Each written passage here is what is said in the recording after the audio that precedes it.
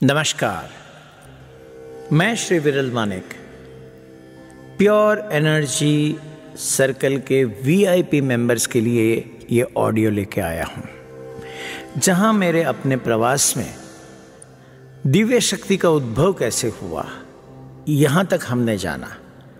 आगे जानेंगे दिव्य शक्ति क्या है और वो क्या कर सकती है। अब जब ये सब कुछ बन गया, दिव्य शक्ति नाम आ गया, तब हमने लोगों को ये प्रोग्राम देना शुरू किया। इसके इफेक्ट तो हमें पहले से ही कुछ फीडबैक्स मिल चुके थे, जो मैं 1 दिन का कार्यक्रम करता था। धीरे धीरे वो 3 दिन का हुआ और इस कार्यक्रम में बहुत सारी चीजें ऐड होती गई। एक पूर्ण परिपक्व प्रोग्राम बन चुका था वो। इस प्रोग्राम की और एक खासियत थी कि इसका स्केलेटन मेरे माइंड में रेडी था, क्योंकि वो ओरिजिनली मुझे दिया गया था, मुझे भेजा गया था। तो मैं जाके कार्यक्रम में बैठता था, बस अपने आप चीजें चलती जाती थी और हर प्रोग्राम अपने आप में यूनिक बनता गया। तो दिव्य शक्ति के बारे में कुछ जान लेते हैं। मेरे 15 से 20 साल के अध्ययन में, अनुभव में और इस तप में मुझे जो जानकारी प्राप्त हुई है, मैंने जो खोज की, उससे मुझे पता चला ये आपके अंदर एक ऐसी शक्ति जगाता है जो आज के समय में आवश्यक है। ये शक्ति कौन सी है, ये भी मुझे दिव्य शक्ति ने ही बताया। जब मेरे गुरुजी को, जिन्होंने ये शक्ति मुझे दी थी, जो मुझे अहमदाबाद में मिले थे, उनको भी ये संदेश ऊपर से ही आया था। ऊपर से कह लो, अंदर से कह लो, कुछ भी नाम दे दो। उनको भी इसके लिए तैयार किया गया था। वो जो लिखते हैं और उनका जो लिखना है, वो शायद ही कोई समझ पाता है, लेकिन उसके अंदर की शक्ति इतनी गहरी है। जब हम बहुत विद्वानों से बात करते थे तब ये पता चलता था, और वो कहते थे अगर ये शक्ति, ये जो व्यक्ति बता रही है, अगर कहीं भी ऐसा कुछ है तो वेदों में उसकी जानकारी होगी। और पंडित, वेद के जानकार, स्पिरिचुअलिटी में आगे बढ़ने वाले लोग जो सिर्फ ज्ञान की बात करते हैं, अनुभव कम होता है, उन्होंने कहा कि ऐसा कुछ नहीं है।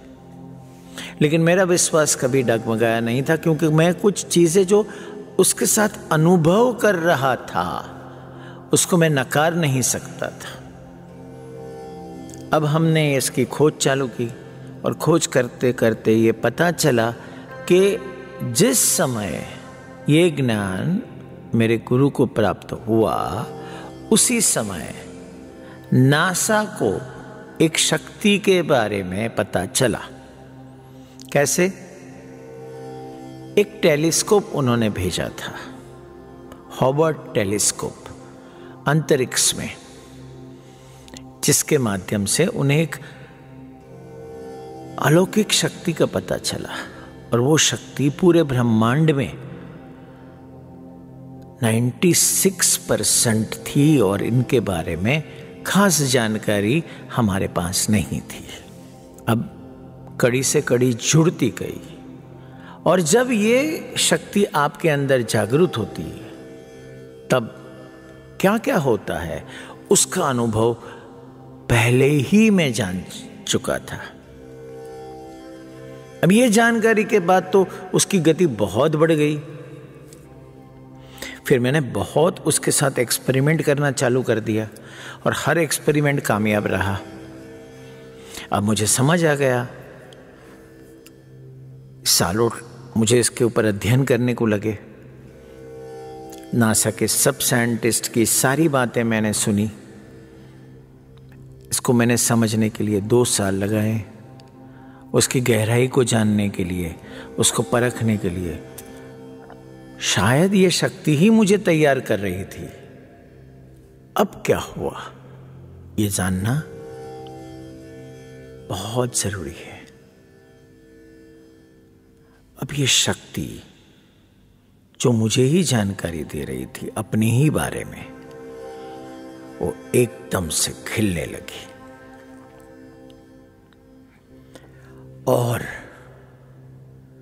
एक कड़ी जो मिसिंग थी मेरे अंदर, वो पूर्ण होने की कगार पे थी। अब वो ऐसी स्थिति थी कि जिसको भूख लगती है वो खाना ढूंढता है, जिसको प्यास लगती है वो पानी ढूंढता है,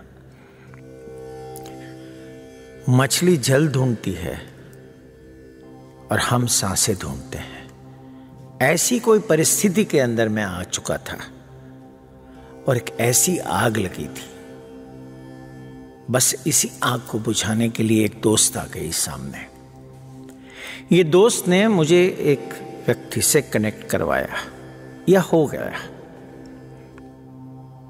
उसके सामने ही बैठते 5 मिनट के अंदर एक ऐसी घटना घटी कि बस ये पूर्ण हो गया, समाप्त।